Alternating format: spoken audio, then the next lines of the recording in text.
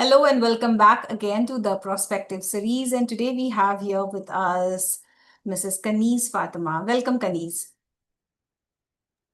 Thank you so much, Filza, for giving me this platform. Thank you. Let me introduce you all to my amazing friend, Kaneez Fathima. Kaneez Fathima is a transformative force of high achieving working mothers, helping them grow in their careers while raising children who lead with values, clarity, courage, vision, and responsibility, both at school and in life. Kaneez believes that empowering a working mother doesn't just elevate her career, it shapes the next generation of leaders who will lead the world with wisdom, empathy, and strength. Kaneez has recently authored a book, Hold My Heart, Mama, which is a bestseller on Amazon. Kaneez is on a powerful mission to redefine both motherhood and leadership by nurturing a new generation of mothers as leaders. Women who succeed professionally while raising children rooted in purpose and integrity. Her work goes beyond improving family dynamics. She is committed to rebuilding the moral compass of society, one conscious home at a time. Such a beautiful mission you have, Kaneez. Can you tell us more about your personal journey, why you started this work, where every one of us are hiding behind to jump into this topic of like supporting like Gen Z, teenagers. So how you started this journey? Well, Filza, it was my own journey with my own son, I would say. It began, I was the first client for myself. Okay. And it began in the name of discipline, the blunders that I committed as a mother. And I would see that even in my career, when I was a lecturer, I could see that my own students, whom I used to trust, I used to feel that, yes, these are the, the trustworthy people. But there I would see the disconnection that was actually happening.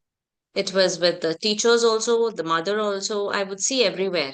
And that's where I thought I have to get into this leap and then, get this journey on. There are so many mothers just like me who are suffering. I got to know about that. I thought nothing should stop me now. This should be my mission. So you started the work through you, right? Yes. Absolutely. Amazing, amazing. Thank you for sharing that with us. And can you please tell us more about your topic? Like your topic is Gen Z, like Hmm. parenting Gen Z children. So why you Yes. chose this topic? What inspired you to bring this up in our parenting journey? See, usually what happens is it's like, imagine the gardener who's just pouring water, is just watering the plants and is not getting into the roots of the plant. Okay. This is actually what is happening with us. Okay. Most of us are trying to figure out what the level, it's just, I would say, a very small amount of the behavior what is seen outside. We Mhm. start judging them. We start talking about their behaviors. We start talking like, no, a lot of things, a lot of times, rather than understanding the teenager, we are trying to just blame them or judge them. Yeah. There is a book called, I would just try to recommend, The Whole Brain Child, which says about, how parents are actually, they understand how, parents can understand how the child's brain develop. So, a very lengthy process it is, but most of us are not aware of this. And that is what inspired me. When I got to know about my child better, it really inspired me that it's not just me, there are many more. I have to help them out to know their children better and get that connection between them. And right now I have 40 plus community members with me, where most of them have come from the background where they have not spoken for months together with each other. 3 months, 2 months, 7 months. They've not spoken to their children. No communication. Okay. So they were able to get some results out of my program, alhamdulillah. Okay. So this is a generous act which you are doing. You're helping parents into connection, to connect with their children, right? So when we hear the phrase parenting for connection, not for control, what does this Mhm. mean to you? That's see, usually we call these Gen Zs lazy, disrespectful, they are rebellious. Hmm. So they get less social interaction with people. Of course, they are much addicted to the digital environment or the digital world rather than the real world. I truly agree with this. But it doesn't mean that they are rebellious or they are disrespectful.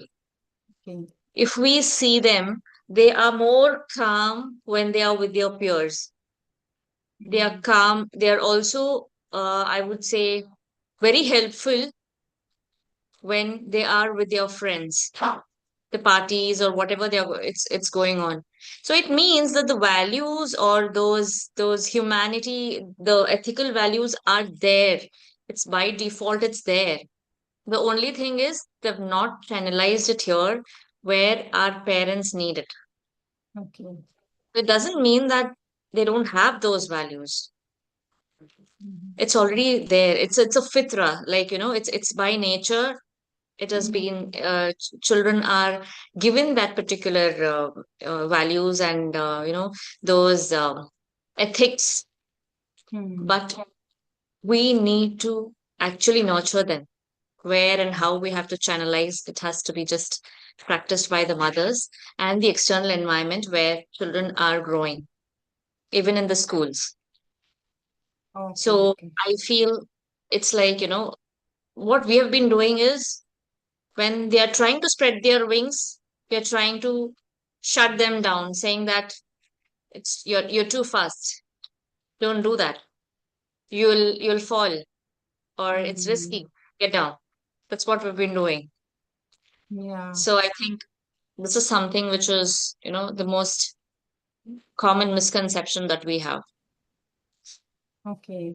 One more very interesting question I have is, why do you think which were working 20 years back or 10 years back is no longer going to work, and why you think parents must get aware of it? Hmm. Okay. I'll ask you one question for this. Like, if you ask your child to Yeah. just start reading the newspaper, what is going to happen? Okay, first of all, I don't get newspaper at home, but yes, they do read books. So they read books and they read uh, whatever they like.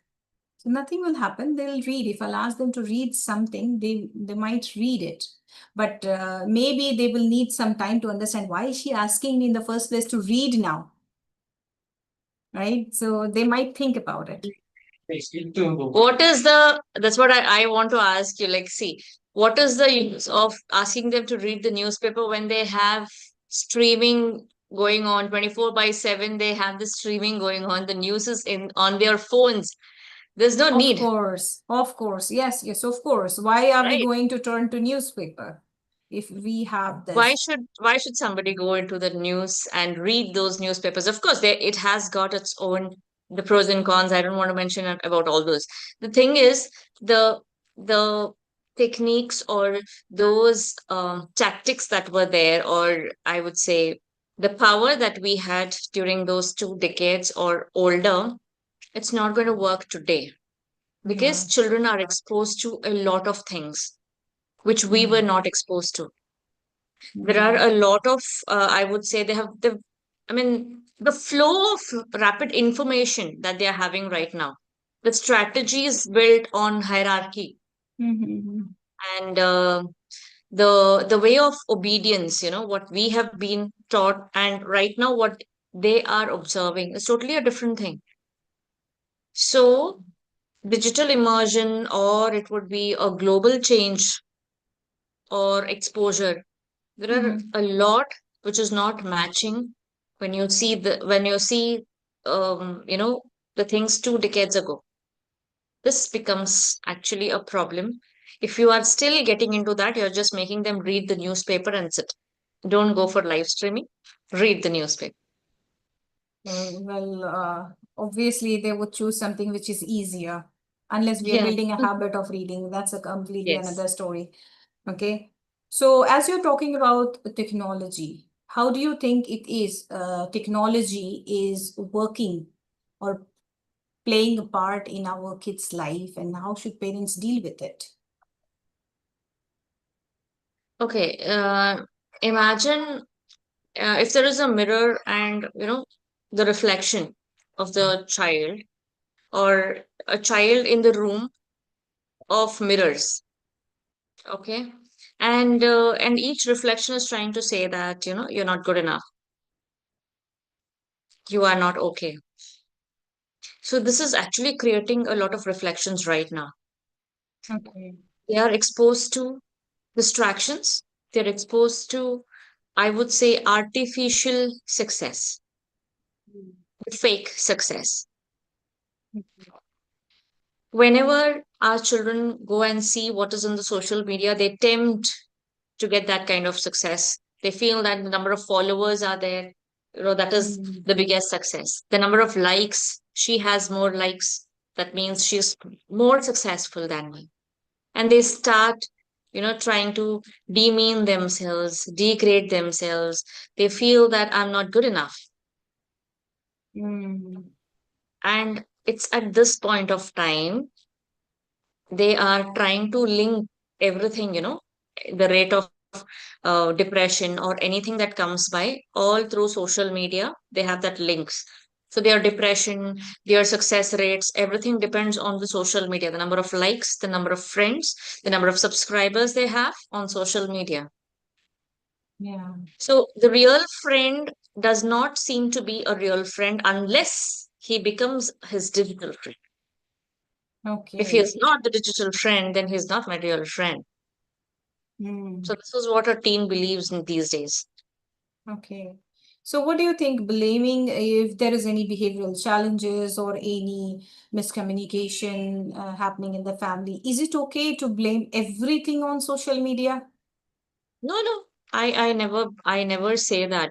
See, the root is, I would call it as emotional disconnection. Okay. I would also say that, see, when there is no connection between the parents, which is actually this emotional connection, it should be somewhere, from the foundation. If the foundation is not okay, I believe the child will have to, get into the scaffold. He Mhm. needs a scaffold later Yeah. on in his, Yeah. okay. But if the Mm. foundation is strong, no matter what comes his way, he will be Mm. there to follow whatever the parents have taught him. Okay. So it could be any kind of education, anything, any information, or even if it is, you call it the training, tarbiya, what do you call it in Arabic? Yeah. So it's like, Yeah. whatever you have been training your child, if the foundation is strong, first 7 years is a playful time, next 7 years is a disciplinary actions, another 7 years is about friendship. This is a foundation, it's a benchmark. So if these things are laid out in the same way, then obviously there's no issue. So Okay. it's all about the emotional connection. As you are talking about emotional connection, according to you, as you are dealing with so many parents and teenagers, what are some common communication gap between parent and a teenager? Specifically, I would say teenager. The very first thing is parents don't use 2 years, they use one mouth. I tell this a lot of times. We are blessed Yeah. with 2 years and one mouth, but we make use of this more. So Hmm. we start, instead of listening, we just start lecturing, lecturing, lecturing, and, try to advise them, give them Hmm. suggestions, give them all sorts of, we are solving the problems for them. Hmm. Don't do that. Rescuing them. First thing, yeah, the first thing is listening. The second thing I would say, do not fix their problems. We are Hmm. not here to fix their problems. We are just to facilitate them. That's it. We are here to only empathize, need not facilitate, we need not, fix that problem.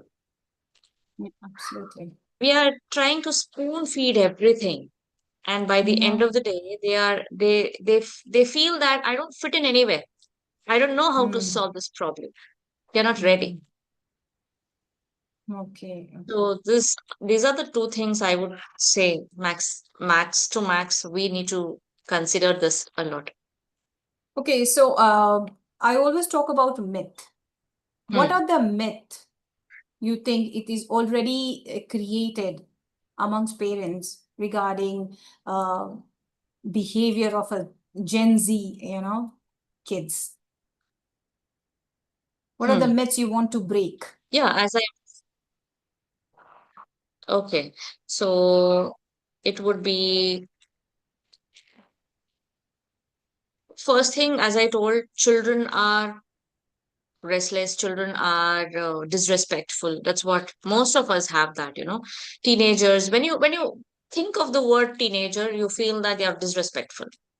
Mm. Okay. But they actually respect those whom they admire. They Mhm. respect their For mentors, who sure. Yeah. they feel that this person changed my life. He was the one who made my day. That one day also matters a lot to them. And they show Mm. so much of respect. Whatever the person on the other side is trying to tell against this person, they just can't bear it. Mm. That means they are respectful, they are calm, these are all, the myths that parents feel that they are Yeah. lazy. No. Whenever you ask them to get the things done, when they what they're passionate about, they are very quick in getting the things done. Mm. Within no time, they'll do it. It means that the only thing that they need is intrinsic motivation Yes. for some tasks. So, Mm. selective tasks. And I would also say that if the person is just trying to listen to everything what the mother is talking about and just blindly doing what the mother is talking, then the child is not normal. Yeah. They If need the help. child is normal, Hmm. he is growing, his mind is telling something, his prefrontal cortex is trying to give some advice and trying to give some suggestions, and he's trying to listen to that and making some changes within whatever the mother is telling. He is trying to interrupt, he's trying to tell that no, no, this works better, I want to do this. So it means that he's thinking, he's all right, he's normal. It's normal. Absolutely. So I want to break that myth actually.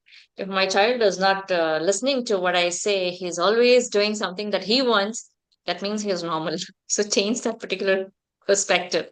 Yes, yes, definitely. That's so important for all of us. Being a mother, I understand if my child is obeying 100%, that doesn't mean he's an obedient child, he's a dependent child.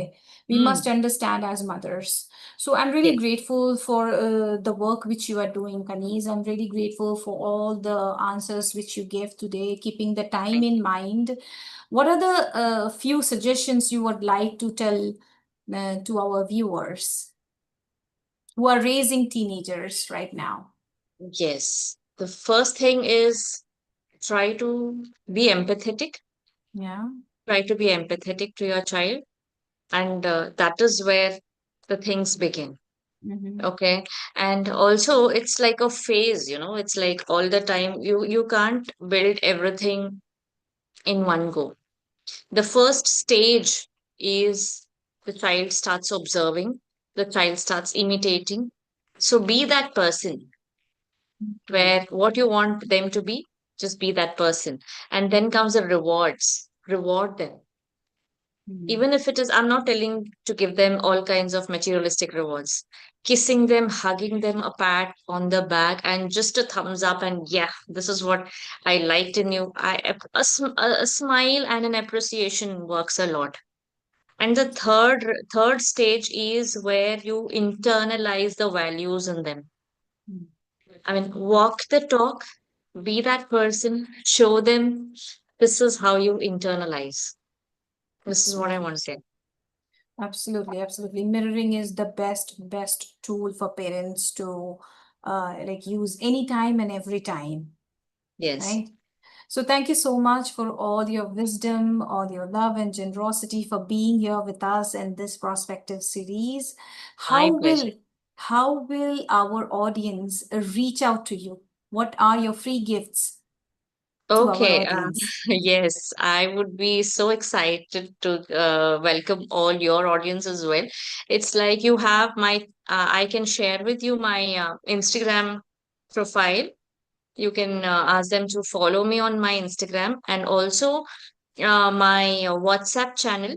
If anybody is right now, I've launched another program of mine where I found that the parents are struggling with their children's academics.